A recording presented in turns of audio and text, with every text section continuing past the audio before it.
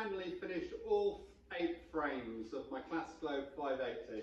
So I thought what I'd do is run you through each frame individually as quickly as possible, because they're all a little bit, pictures of frames are very well and good, but finding out if there's any things you've got to be careful of may be helpful. So that's what I thought.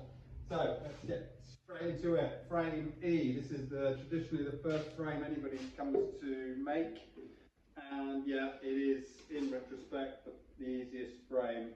When you first do it though, you think, oh blimey, it takes you forever because you daren't glue it together without making sure it's spot on, which is really the case for all frames because you want them spot on.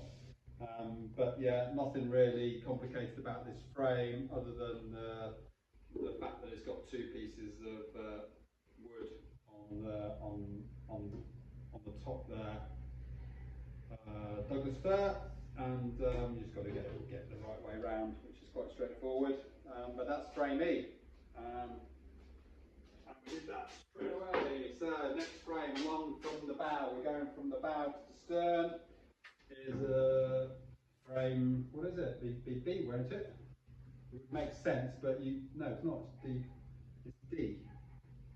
Maybe, yeah.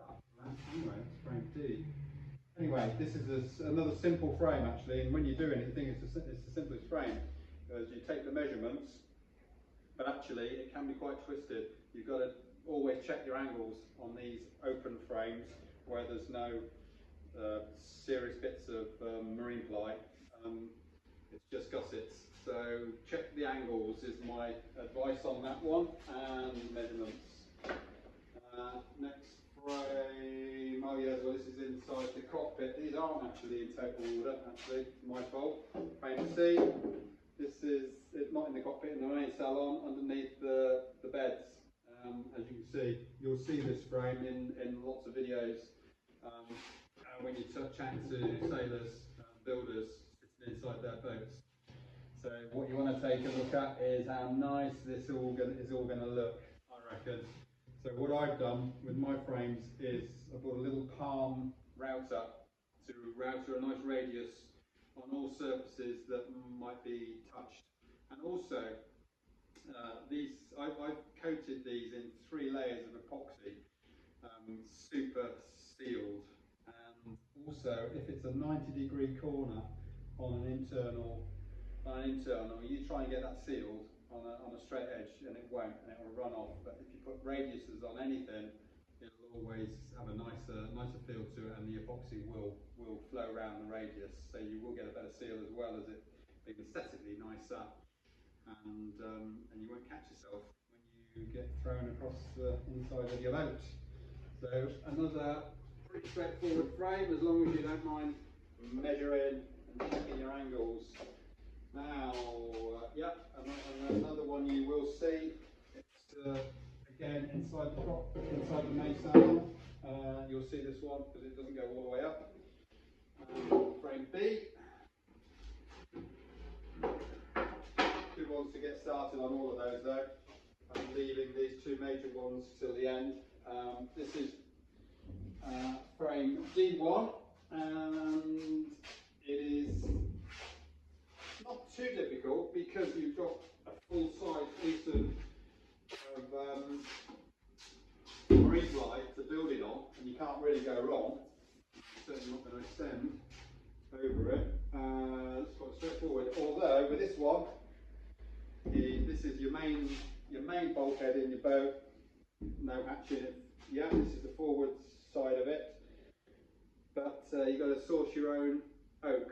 So the boat's got, I think it's got 5 oak floor bearers where the keel bolts through onto. This is the first one, and it's 70 by 60 piece of oak, obviously the right shape, which is tough sort of time because you're sourcing your oak. And I, luckily, because we've got a hardwood supplier nearby, an hour away, who specialise in oak. I've got a warehouse full of oak. Pretty rough sawn though, but I bought it. I've still got my big piece there that I've got to make my other floor bearers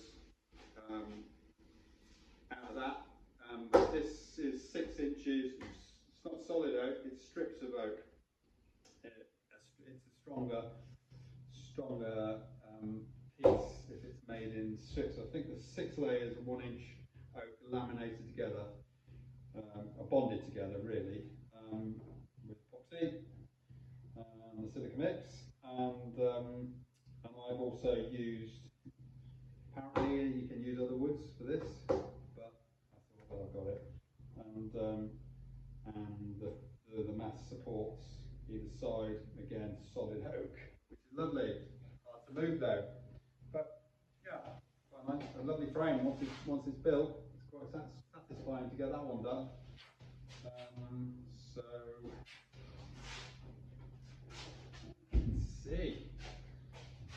So yeah, so I've covered them in 3 coats of epoxy, which is probably as time consuming as building the frames in the first place. I was nearly there. I was claiming that it would be finished in a few days, all my frames, and then 2 weeks later I'm still putting layer after layer of epoxy on them until I got the system going.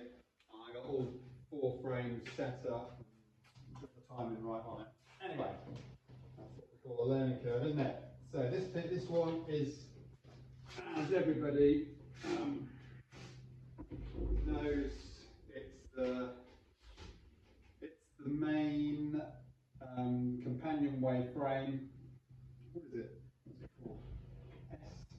Frame S. It sits on about an angle at about like that.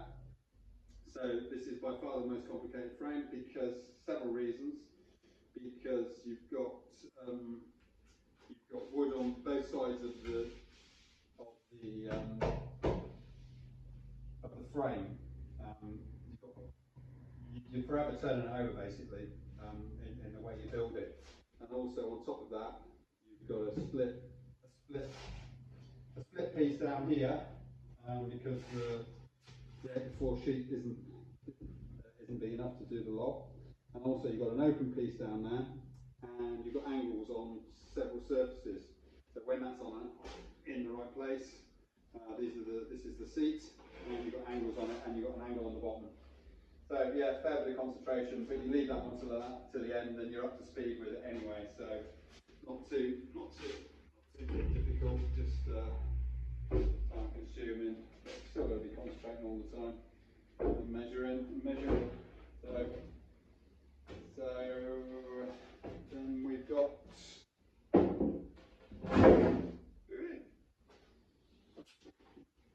This is quite a nice frame. It looks complicated, but because it's going on to one piece, you can't really go wrong. Frame A. Yeah, it looks really complicated, but no, quite a lovely frame. So that sits exactly where this sits. I'm going to find out pretty soon. That's going under the cockpit somewhere, and yeah, nice frame. And the last frame is the transom.